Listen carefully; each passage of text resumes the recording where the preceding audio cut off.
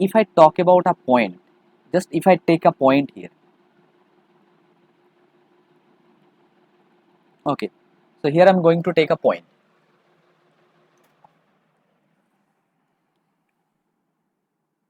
This is a point, okay. So if I ask you that what is the magnitude and direction of the point, if I ask you that what is the magnitude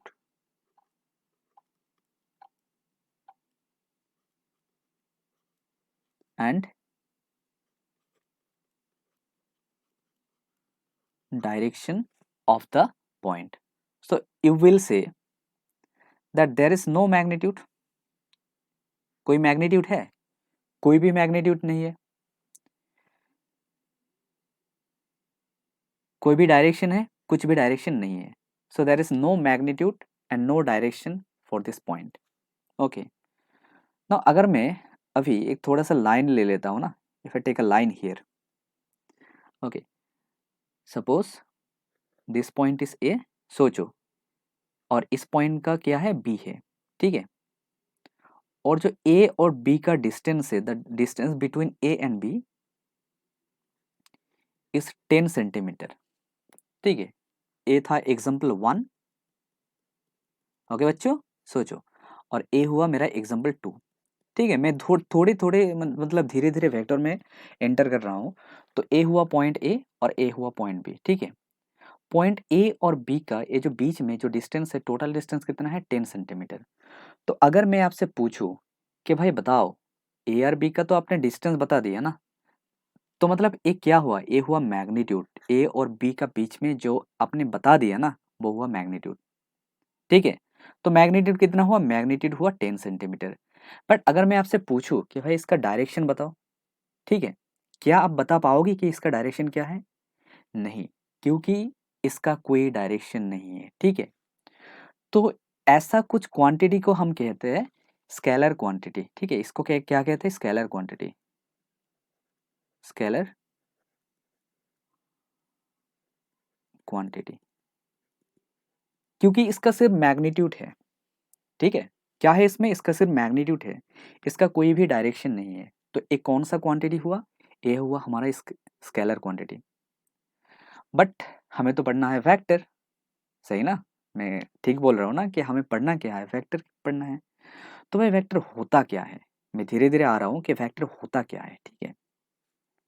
okay, मैं अगर आपसे बोलूँ कि एक ray of light है, एक ray of light, अगर मैं आपसे बोलूँ कि भाई देखो एक रे ऑफ लाइट है, ठीक है. अब सोचो रे ऑफ लाइट क्या होता है, क्या होता है इसमें, क्या मैग्नीट्यूड होगा, क्या डायरेक्शन होगा? रुको मैं आपसे बताता हूँ क्या होगा. रे रे ऑफ लाइट क्या होता है, रे इज असेंबली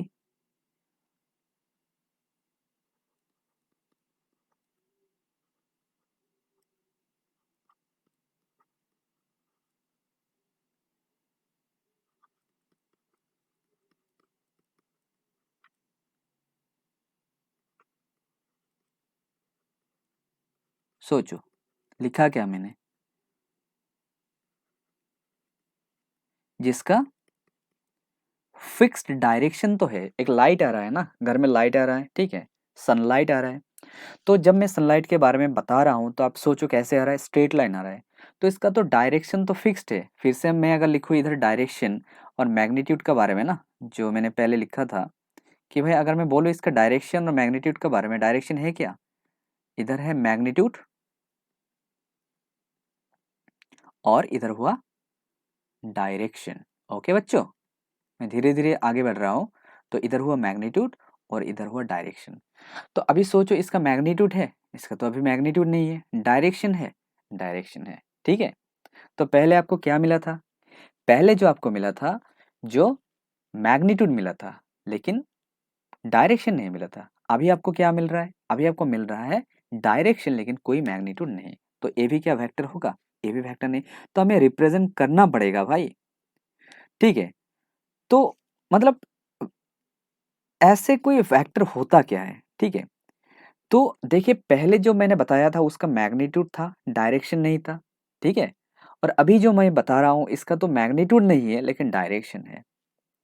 जिसका दोनों रहेगा, जिसका मैग्नीट्यूड एंड डायरेक्शन दोनों रहेगा उसको हम कहते हैं वेक्टर, ठीक है। तो वेक्टर का डेफिनेशन क्या होगा? वेक्टर का डेफिनेशन होगा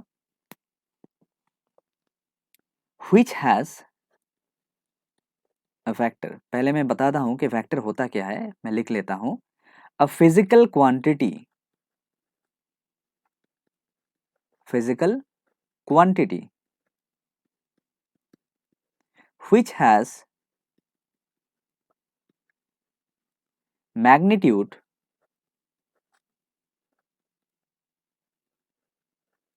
and डायरेक्शन, ओके। जिसका मैग्नीट्यूड भी है और डायरेक्शन है। बट डायरेक्शन कैसा डायरेक्शन? कोई पर्टिकुलर और फिक्स्ड डायरेक्शन होता है, ठीक है। जो वेक्टर क्वांटिटी होगा उसका कोई फिक्स्ड डायरेक्शन होगा, ठीक है। तो जिसका मैग्नीट्यूड है, जिसका डायरेक्शन भी है, ओके, उसको कहते हैं हम वेक्टर क्वांटिटी। ओके बच्चों, देखो मैंने बताया कि फिजिकल क्वांटिटी, तो इसका मतलब क्या है? फिजिकल क्वांटिटी क्या होता है? तो जो फिजिकल क्वांटिटी होता है ना, फिजिकल क्वांटिटी में अगर आपसे बताऊं कि भाई फिजिकल क्वांटिटी क्या होता है, physical quantity, okay. Physical quantity क्या होता है?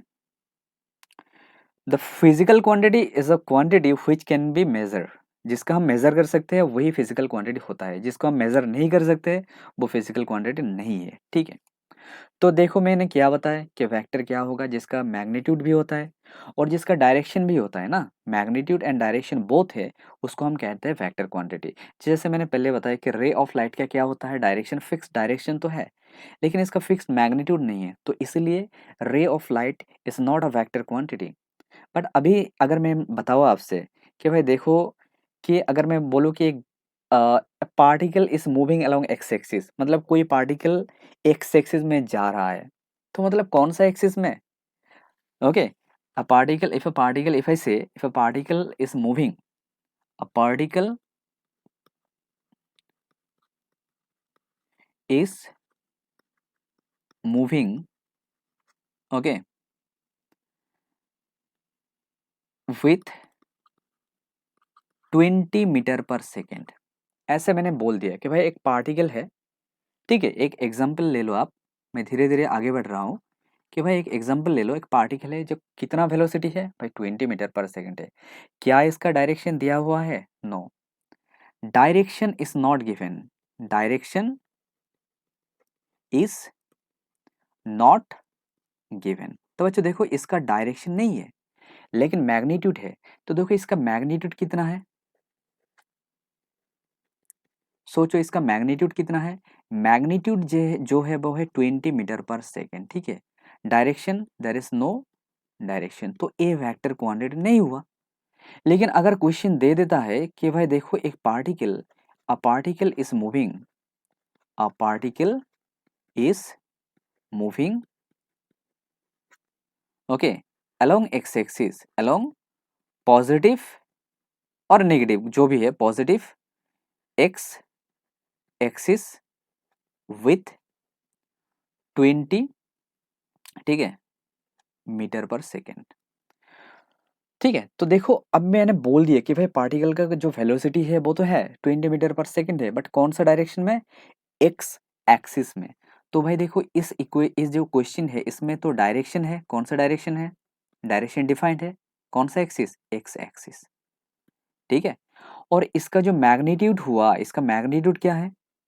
जो देखो इसका जो मैग्नीट्यूड है ना, वो मैग्नीट्यूड है 20 मीटर पर सेकेंड। तो बच्चे सोचो इसका तो डायरेक्शन भी दिया हुआ है और इसका भी मैग्नीट्यूड भी दिया हुआ है। तो अगर डायरेक्शन और मैग्नीट्यूड दोनों दिया होता है तो वो कौन सा क्वांटिटी होगा? वो होगा हमारा वेक्टर क्वांटिटी, ओके, ठीक है। हम आगे बढ़ेंगे धीरे धीरे, ओके, हम धीरे धीरे आगे बढ़ेंगे। अभी मैं बात करूंगा कि अगर कोई एक कोई भी, ठीक है, एक क्वांटिटी वेक्टर क्वांटिटी है, a quantity is a vector quantity a quantity is a vector quantity, vector quantity, ठीक है। तो बच्चों सोचो एक क्वांटिटी है जो वेक्टर क्वांटिटी है, ठीक है। मतलब क्या है, जो जिसका मैग्नीट्यूड है उसका मैग्नीट्यूड है और डायरेक्शन दोनों है, उसको हम क्या कहते हैं, वेक्टर क्वांटिटी। तो ए सपोज ए जो हुआ ना, A is a vector quantity, suppose A is a vector quantity. मतलब मैं बोलना क्या चाह रहा हूँ कि भाई देखो अगर कोई क्वांटिटी वेक्टर क्वांटिटी है तो उसको हम लिखेंगे कैसे, ए लिखेंगे। How can we write the equation? We have to write, we have to define some by expression ना, we have to express something like that। तो कैसे हम एक्सप्रेस करेंगे इसको। अगर कोई क्वांटिटी अगर वेक्टर क्वांटिटी होता है तो ऐसे हमें लिखना पड़ेगा एक एरो से। तो एरो दे दो, उसके बाद हमें लिखना पड़ेगा उसका मैग्नीट्यूड, ए वेक्टर का मैग्नीट्यूड लिखो, उसके साथ उसका डायरेक्शन। डायरेक्शन को हम कैसे लिखेंगे, n cap, where, okay, n cap is the direction. मतलब कौन सा डायरेक्शन में है, कोई भी, एक्स कैप भी लिख सकते हो आप, कोई भी। तो इसका डायरेक्शन कौन सा डायरेक्शन में है, एन कैप है। एन कोई भी हो सकता है, ठीक है। अगर एक्स एक्सिस भी हो सकता है, वाई एक्सिस भी हो सकता है, जेड एक्सिस भी हो सकता है। तो मैंने इसको लिख दिया एन कैप। मतलब कौन सा डायरेक्शन में, एक पर्टिकुलर डायरेक्शन में अगर होता है तो ऐसे हमें लिखना पड़ेगा, ठीक है। इस इक्वेशन को ऐसे हमें लिखना पड़ेगा, ओके। अगर सपोज मैं धीरे धीरे बताऊंगा, बहुत सारे एग्जाम्पल लेना है हमें, ओके। तो अभी मैं बात करूंगा टाइप्स ऑफ वेक्टर। चलो धीरे धीरे चलो, ठीक है। हिम्मत रखना, टाइप्स ऑफ वेक्टर। मतलब वेक्टर कितना टाइप का होता है, बहुत सारे टाइप का होता है। मैं पहले जो बात करूंगा ना, वो होता है फर्स्ट इज को प्लेनर वेक्टर। को प्लेनर मतलब क्या होता है, को मतलब सेम, प्लेन मतलब प्लेन होता है। तो अगर दो वेक्टर है, ठीक है, दो वेक्टर है और ये जो दो वेक्टर है ना एक ही प्लेन में है, उसको हम कहते हैं को प्लेनर वेक्टर। मतलब क्या है, अगर आप तीसरे मंजिल पे हो, ठीक है, थर्ड फ्लोर, फोर्थ फ्लोर या फिफ्थ फ्लोर जिसमें हो, एक पर्टिकुलर फ्लोर पे हो, और आपका दोस्त कोई दूसरा फ्लोर पे है, ठीक है, तो सेम प्लेन में हो क्या, नहीं, सेम प्लेन में आप नहीं हो, ठीक है, ओके। आप भी फिफ्थ फ्लोर में हो और आपका दोस्त भी फिफ्थ फ्लोर में है। सपोज ए हुआ एक प्लेन, इसको हम बताएंगे, और ए है दूसरा कोई प्लेन, ठीक है, दो प्लेन है। देखो ए वेक्टर इस डायरेक्शन में है और इसका जो बी वेक्टर है ना, बी वेक्टर इस डायरेक्शन में है। डायरेक्शन मतलब अलग भी हो भी सकता है, कोई बात नहीं। लेकिन अभी देखो, अगर मैं आपको बताऊं कि भाई ए बी और सी तीन वेक्टर है, कितना वेक्टर है इसमें, तीन वेक्टर है। और वेक्टर कौन कौन सा वेक्टर है, ए है, बी है एंड सी है, ठीक है। तीन वेक्टर हमें दिया हुआ है, एक वेक्टर है ए, दूसरा वेक्टर है बी और तीसरा वेक्टर है सी। देखो इस जो डायग्राम मैंने ड्रॉ किया ना, इसमें देखो कि A vector and B vector are in the same plane, but what about C, क्या सी सेम प्लेन में है, नहीं। जो सी वेक्टर है इसमें वो सेम प्लेन में नहीं है। अगर सी वेक्टर सेम प्लेन में नहीं है तो देखो ए और बी तो सेम प्लेन में है, ये तो कोप्लेनर वेक्टर हो गया। लेकिन ए और बी, ये सी जो वेक्टर है वो ए एंड बी के साथ कोप्लेनर नहीं है, ठीक है, ओके। तो ए बी कोप्लेनर होगा लेकिन सी वेक्टर कोप्लेनर नहीं होगा, क्योंकि सी दूसरा कोई प्लेन पे है। तो ए तो हुआ कोप्लेनर वेक्टर। नेक्स्ट मैं बताता हूं जो होगा वो को इनिशियल वेक्टर, को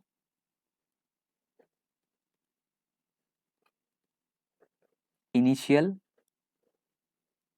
वेक्टर।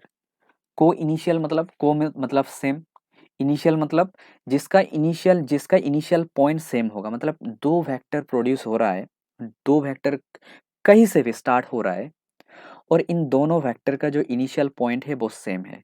अगर ऐसा होता है, अगर दो वेक्टर का इनिशियल पॉइंट सेम होता है, उस वेक्टर को हम कहते हैं को इनिशियल वेक्टर। ठीक है, मान लो ऐसा कोई वेक्टर ए ओ है, ओरिजिन है, इसमें से एक वेक्टर प्रोड्यूस हुआ जिसका वेक्टर का नाम है ए वेक्टर, और दूसरा कोई वेक्टर है बी वेक्टर, इस डायरेक्शन में है। ठीक है, देखो इसको जो ओरिजिन है ना, ए वेक्टर का और बी वेक्टर का ओरिजिन जो है वो सेम है। ठीक है, तो हम बोलेंगे कि ये भाई देखो इसका जो इनिशियल पॉइंट है वो सेम है। ठीक है, भाई फाइनल पॉइंट किस में जाए क्या पता।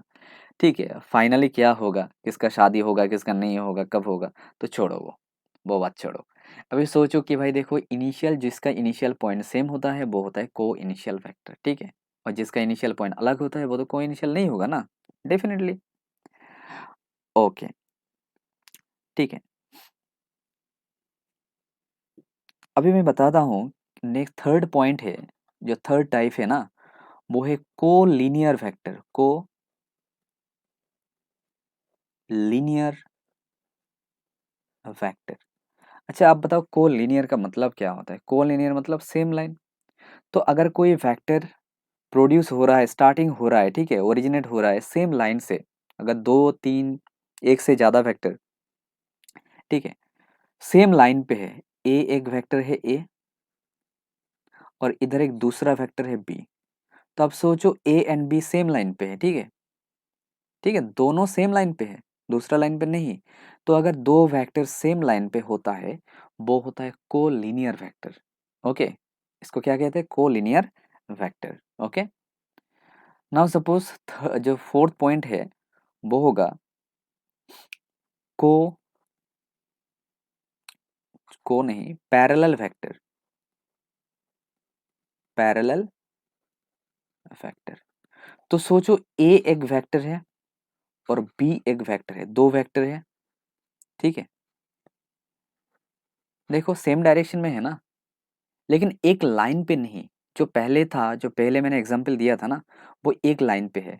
लेकिन आप अगर सोचोगे ए और बी के बारे में ना, इस डायग्राम पे दिस वन, ए और बी तो है लेकिन वो दोनों सेम लाइन पे नहीं। ठीक है, लेकिन इस ये दो वेक्टर जो है एक दूसरे से पैरेलल है। तो अगर ऐसा कोई हमें वेक्टर मिलता है जो एक दूसरे के साथ पैरेलल है, उस वेक्टर को हम कहते हैं कि पैरेलल वेक्टर। ठीक है, ओके,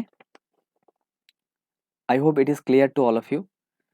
तो मैंने क्या बताया कि भाई देखो वेक्टर क्वांटिटी क्या होता है। देखो जिसका मैग्नीट्यूड होगा, डायरेक्शन दोनों है, अब उसको हम कहते हैं वेक्टर क्वांटिटी। अगर कोई वेक्टर है उसको हम कैसे लिख सकते हैं, उसको एक डायरेक्शन, एक एरो देना पड़ेगा। ओके, ठीक है, if you want to represent a vector, so how can you represent the vector? You have to represent by giving an arrow. So this is the arrow, right? तो vector हुआ, एक magnitude हुआ, इसके साथ direction हुआ।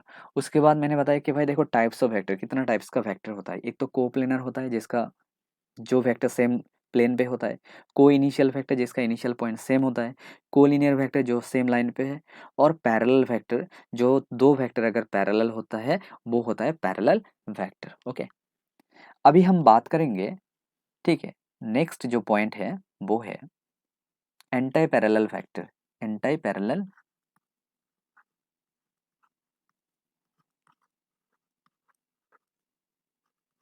Anti parallel, अभी जो anti parallel है और एंटी पैरेलल जो भी है, एंटी पैरेलल है वो कैसा वेक्टर है। देखो पैरेलल तो मैंने बताया था कि भाई देखो पैरेलल होता है, ये जो पैरेलल होता है अगर ए एक डायरेक्शन में और दूसरा एक ही डायरेक्शन में, सेम डायरेक्शन है लेकिन सेम लाइन पे नहीं। ठीक है, वो क्या हुआ, वो हुआ पैरेलल वेक्टर। पर एंटी पैरेलल क्या होगा, देखो भाई एक वेक्टर तो इस डायरेक्शन में है, कोई शक नहीं, दूसरा डायरेक्शन क्या है, डायरेक्शन सिर्फ डिफरेंट है, ए हुआ एंटी पैरेलल वेक्टर। ठीक है, what is this, anti parallel vector. Okay, मुझे लगता है कि आप लोगों को समझ में आया एंटी पैरेलल वेक्टर। ओके, देखो अगर इस वेक्टर का नाम ए है, ठीक है, इस वेक्टर का नाम बी है, दोनों मैग्नीट्यूड अलग हो सकता है। देखो मैग्नीट्यूड सेम होगा ये बात नहीं, मैग्नीट्यूड सेम भी हो सकता है, अलग भी हो सकता है, लेकिन इसका डायरेक्शन सेम नहीं होगा, सेम लाइन पे भी नहीं होगा, इसका डायरेक्शन क्या होगा, डिफरेंट होगा। अगर ए का डायरेक्शन बी का डायरेक्शन से क्या होगा, अपोजिट होगा, ये होता है एंटी पैरेलल वेक्टर। ठीक है, नेक्स्ट जो मैं बात करूंगा वो हुआ इक्वल वेक्टर। अभी सोचो कि इक्वल वेक्टर क्या है। इक्वल वेक्टर, ठीक है,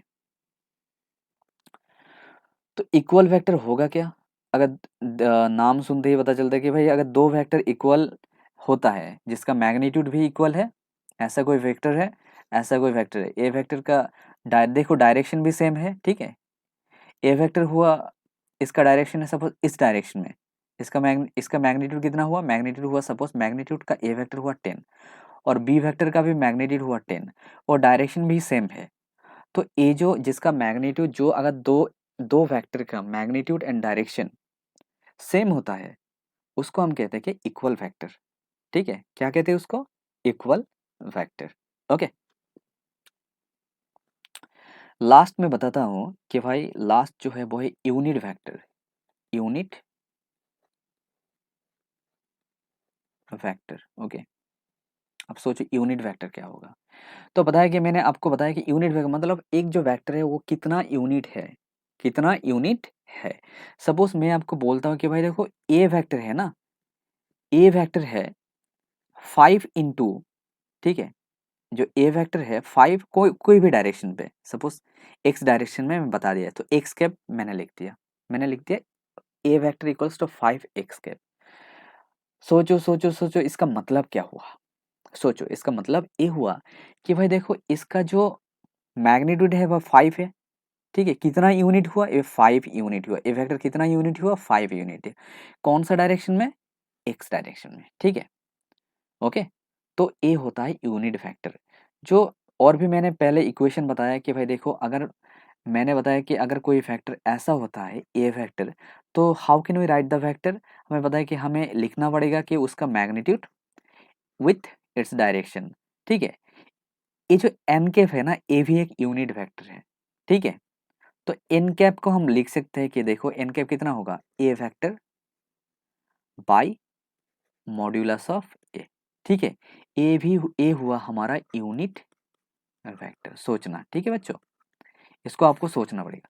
देखो ए वेक्टर का हमें पता है कि भाई ए वेक्टर होता क्या है, इसका मैग्नीट्यूड है और एक डायरेक्शन है।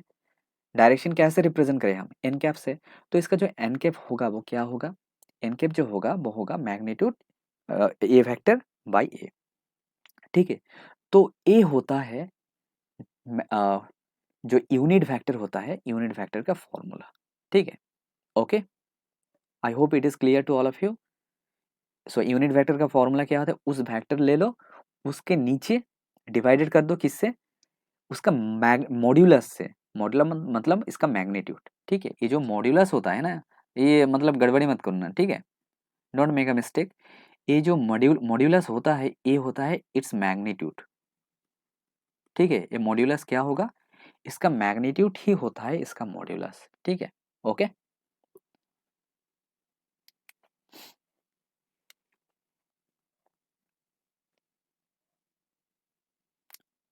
Clear, so I hope it is clear to all of you.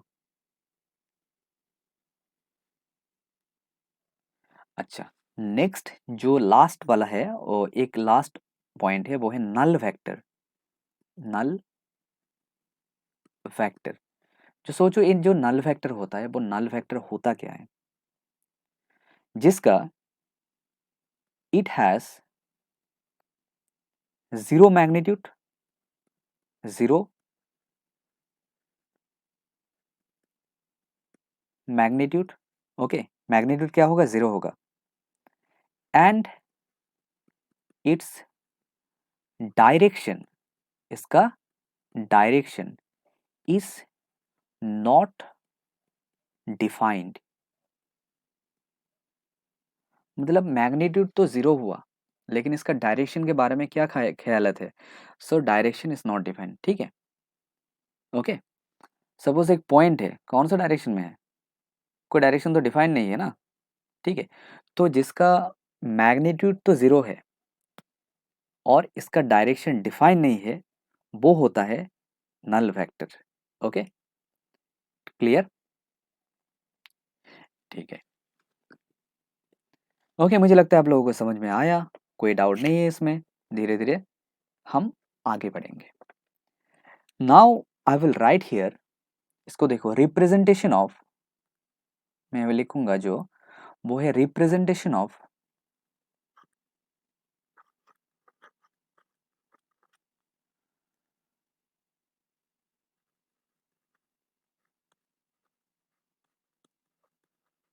Of unit vector. Unit vector मतलब यूनिट वेक्टर को हम रिप्रेजेंट कैसे करें? ठीक है भाई, यूनिट वेक्टर मतलब कैसे हमें उसको लिखना पड़ेगा। कोई वेक्टर एक्स डायरेक्शन में भी तो हो सकता है ना, कोई डायरेक्शन में तो वाई भी वाई डायरेक्शन में भी हो सकता है, और कुछ वेक्टर तो जेड डायरेक्शन में भी होता है। तो अगर वेक्टर का डायरेक्शन डिफा मतलब वेरियस डायरेक्शन में है, एक्स डायरेक्शन में कुछ वेक्टर है, कुछ वेक्टर का डायरेक्शन वाई डायरेक्शन में है, और कुछ वेक्टर का डायरेक्शन कौन सा डायरेक्शन में है, जेड डायरेक्शन में है, तो हमें उसको रिप्रेजेंट करना पड़ेगा। कैसे उसको हम रिप्रेजेंट करें? सपोज ये जो एक्सिस हुआ, मैं ड्रॉ करूंगा अभी, थोड़ा रुको।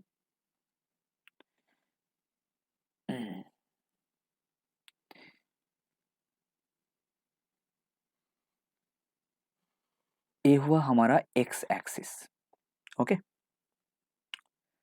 और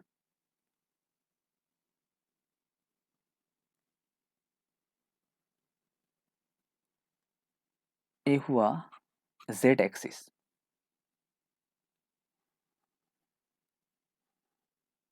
और ये हुआ हमारा, ठीक है, आपका ले लो वाई एक्सिस, ठीक है, ओके।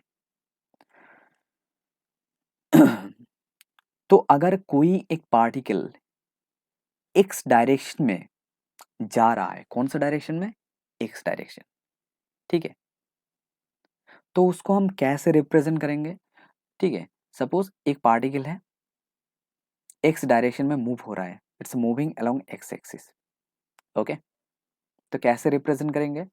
तो अगर कोई पार्टिकल एक्स डायरेक्शन में रिप्रेजेंट मूव हो रहा है, तो उसको हम रिप्रेजेंट करेंगे ए वेक्टर इक्वल्स टू, जो वेक्टर जो भी है, कुछ भी वेक्टर हो सकता है, ए वेक्टर इक्वल्स टू, इसका मैग्नीट्यूड ले लो, ओके, मैं उधर ए एक्स लिखूंगा, A X vector equals to its magnitude into its direction. Direction कौन सा डायरेक्शन, इसको कहते हैं आई कैप। ये जो डायरेक्शन है ना, इस डायरेक्शन को क्या कहते हैं, आई कैप।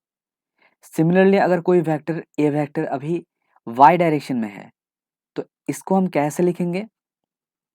इसका तो मैग्नीट्यूड ले लो भाई, विथ, इसको लिखना पड़ेगा जे कैप। और सपोज ए जेड एक वेक्टर है, जेड डायरेक्शन में है, ठीक है, तो सोचो इसको हम कैसे लिखेंगे? इसको लिखेंगे हम, इसको मैग्नीट्यूड बनाना पड़ेगा, लिखना पड़ेगा, उसके साथ इसको के कैप लिख लो, ठीक है। तो अगर कोई भी वेक्टर एक्स डायरेक्शन में होता है, तो उसको हम कौन सा डायरेक्शन मतलब कौन सा यूनिट वेक्टर से लिखेंगे, आई कैप से। अगर कोई भी वेक्टर वाई डायरेक्शन में होता है, तो कौन सा यूनिट वेक्टर से हम लिखेंगे उसको, जे कैप से। अगर कोई भी वेक्टर जेड डायरेक्शन में होता है, तो कैसे लिखेंगे आप हम उससे, के कैप में। लेकिन अगर नेगेटिव डायरेक्शन में होता है, अगर कोई पार्टिकल इस डायरेक्शन में है, एक्स का नेगेटिव डायरेक्शन में है, ऐसा डायरेक्शन में, तो जब नेगेटिव होगा ना, तो हम लिखेंगे ए एक्स इक्वल्स टू, क्या लिखना पड़ेगा, minus it's magnitude into its direction. और ए वाई जो होगा ना, क्या होगा इसका, इसका मैग्नीट्यूड लिख लो, और वो जे कैप। और ए जेड जो होगा ना, उसको लिख लो माइनस ए वेक्टर विथ के कैप, ठीक है। तो ए हुआ रिप्रेजेंटेशन ऑफ वेक्टर, कैसे कैसे हम वेक्टर को लिख सकते हैं, ठीक है। अगर इस ए बेसिकली ये क्या हुआ, ए हुआ यूनिट वेक्टर। जो वेक्टर है उसका डायरेक्शन, बेसिकली उसका डायरेक्शन, जो वेक्टर है वो कौन सा डायरेक्शन में जा रहा है, ऐसा डायरेक्शन में। अगर एक्स डायरेक्शन में जा रहा है, तो हमें उसको लिखना पड़ेगा आई कैप। अगर वाई डायरेक्शन में जा रहा है, उसको हमें लिखना पड़ेगा जे कैप। अगर जेड डायरेक्शन में जा रहा है, तो हमें उसको लिखना पड़ेगा के कैप, ठीक है, ओके। अगर उसको नेगेटिव डायरेक्शन में, ये कौन सा डायरेक्शन में है, देखो, एक हुआ नेगेटिव के, एक हुआ नेगेटिव के लिए और एक हुआ पॉजिटिव के लिए, ये कौन सा हुआ, ए नेगेटिव एक्सिस, और ये कौन सा एक्सिस हुआ, ये हुआ पॉजिटिव एक्सिस, ये जो हुआ ना ये पॉजिटिव एक्सिस। ओके, तो मुझे लगता है आप लोगों को समझ में आया कि भाई कैसे हम एक यूनिट वेक्टर को रिप्रेजेंट करें। How can we represent a unit vector? So we can represent a unit vector by x direction we have to denote by I cap, along y direction we can define by j cap, and along z direction we can define by k cap. Clear? But if the vector is along negative x axis it will be minus I cap, negative y axis it will be minus j cap, and negative z axis it will be minus k cap. तो ऐसे हमें लिखना पड़ेगा कि एक vector का representation. Okay, clear? मुझे लगता है आप लोगों को समझ में आया पूरा का पूरा। ठीक है, okay, thank you for watching this video. तो प्लीज़ प्लीज़ प्लीज़ अगर आपको ये वीडियो अच्छा लगा तो प्लीज़ लाइक करना, सब्सक्राइब करना मेरा चैनल, क्योंकि मुझे ये चैनल आगे बढ़ाना है। देखिए मैं आगे तभी बढ़ाऊँगा ना जब आप लोगों को बेनिफिट हो रहा है, ठीक है, मेरे मेरे पढ़ाने से। तो प्लीज़ मेरे वीडियो को शेयर करो जितना हो सके, जितना जितना हो सके शेयर करो। ओके बच्चों, okay, so bye everyone. Okay, next video फिर से आएगा।